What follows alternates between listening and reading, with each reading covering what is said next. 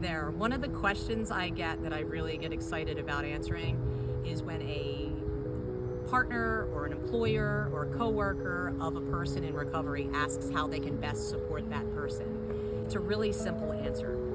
So most 12-step programs, if not all, are based off of the program of Alcoholics Anonymous. It's a 12-step program, and a lot of benefit can come from that, especially if your loved one is involved in a recovery program. Basic text for Alcoholics Anonymous was written in the 1930s by two men, Bill and Bob, and some other people who helped.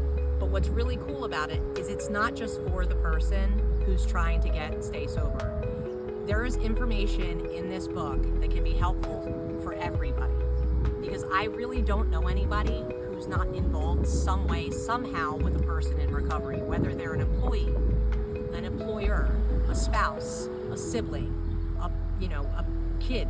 It's hard to find. I don't know too many people who don't have a person that they care about in recovery. So what I'd like to do is over the next couple of episodes is to explain different aspects of this book, the big book of Alcoholics Anonymous, that can allow you to really support someone you care about in recovery. If you don't own one of these books, you know a person in recovery, this is the best way that you can start. So there's certain chapters that can be most beneficial. If you don't want to read the whole thing, I really suggest that you pick up a book. It's a very small investment. You can actually go to an open AA meeting and even get one there. There's a chapter in this book called To the Wives. In the 1930s, there were very few women in Alcoholics Anonymous.